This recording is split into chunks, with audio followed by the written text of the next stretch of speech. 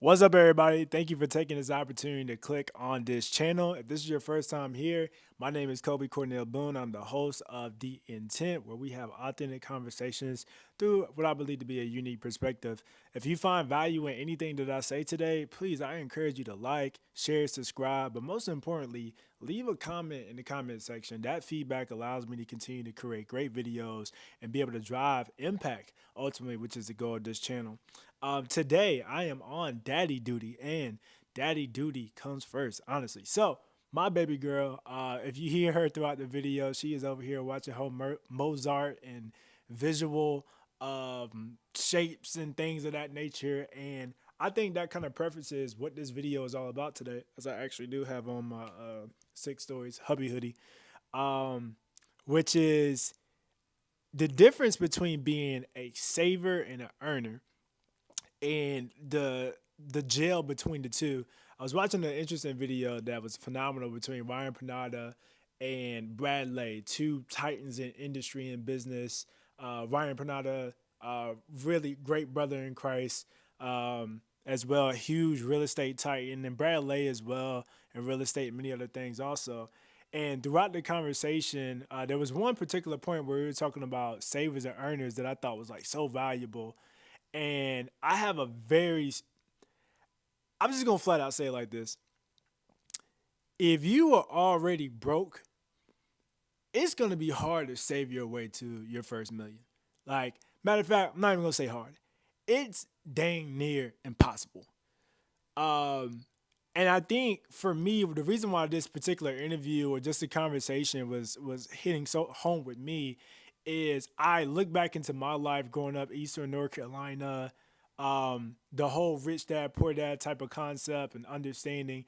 My situation definitely would have been the latter, and how we take this concept of saving to an extreme and sometimes make being a person who saves their money, a person who's, I think frugal is the word, frugal with their money, which basically means they're just good with money. We take that as this moral complex, like I'm good with money. I'm not doing what you see these rich people do, and oh, I would never spurge money, I would never spend money on these nicer things or luxury things of that nature. And while some of that is good to be frugal and make your money last and make sense, which is ultimately how you get the wealth, we don't focus in our careers oftentimes on becoming a wealth generator or a person who generates income and money, whether that be through your businesses, whether that be maxing out different things with your company that is offered to you, like a Roth 401k, a 401k, taking advantage of insurance policies, things of that nature. And why I think it's important to kind of highlight the difference between being a saver and both being an earner is that you got to be a combination of the two. Like, it's not one is just inherently better than the other as much as it is how do you in your household, maybe it's and speaking to somebody who has a two person household, a family man and wife household. Let's say the husband is the earner, right? So he's earning the income, he pays his bills in the household, or he pays all the major bills. It depends on their house. Could be all the bills, could be just the major bills, and the wife takes care of groceries, whatever the case may be. But the wife, she's a saver in that scenario, right? Like her, if she still works a job, her entire income, if she runs a business or something like that, that goes into savings, investments, whatever the case may be.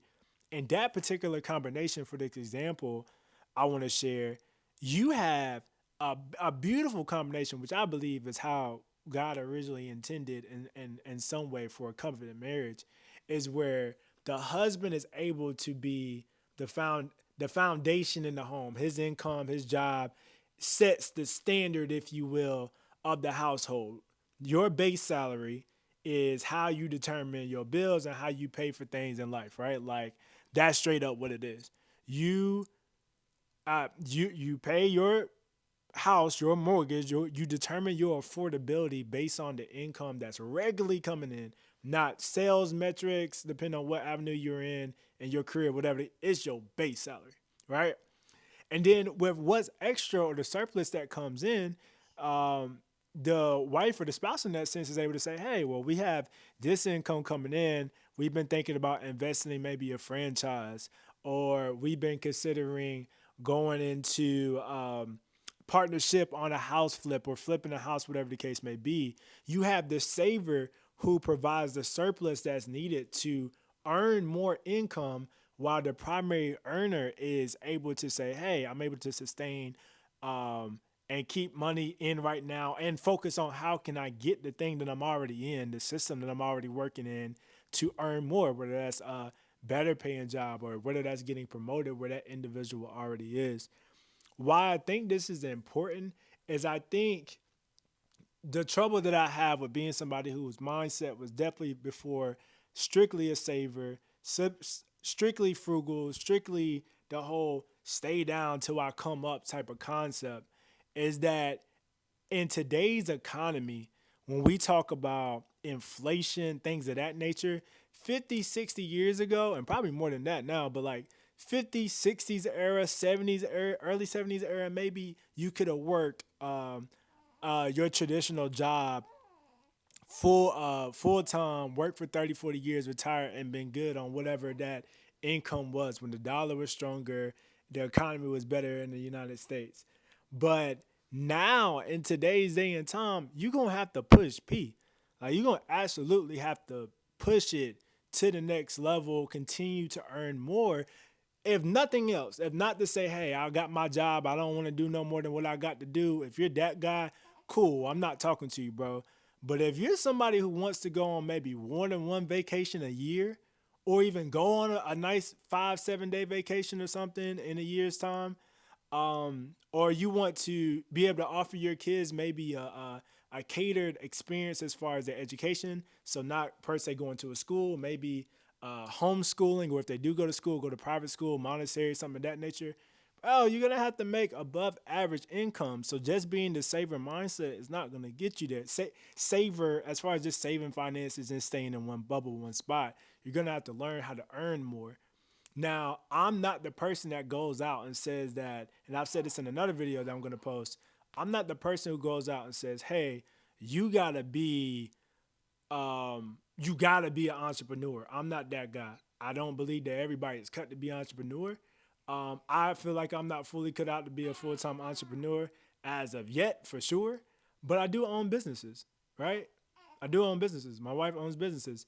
Um, we're able to do this together. However, it's a difference between, I think, people saying, hey, in order for me to earn more, I have to go start something, as opposed to looking at what they already have and finding new ways to monetize that, or new ways to grow within their career or advance and skill up.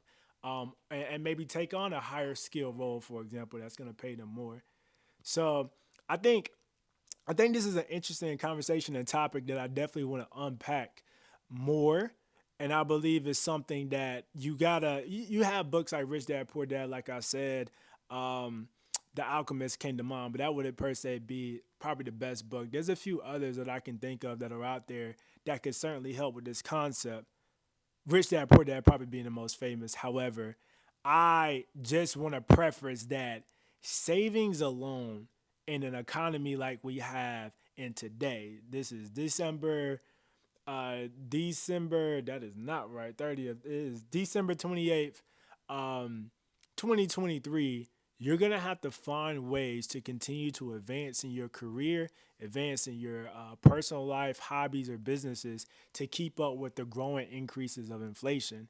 So for me, when I look at the landscape, I'm like, you got to have a saver in the home, you got to have an earner in the home, and a avenue and way to continue to increase, to push your family, your legacy, your generational wealth, if that's what you're looking to build, to the next level, that requires more than just going, working a job, and coming home and turning on the evening news and watching Jeopardy. Like it ain't gonna happen in today's day and time. You're gonna have to push it to that next level. So if you guys find this video valuable, or if you have an interesting concept or take on, money or wealth building, leave it in the comment section below. I would love to hear from some people who are in that arena. Maybe you have a fiance, you're getting ready to get married or married. Would love to hear from you guys about your thoughts on finances and what's going to be most effective for your household.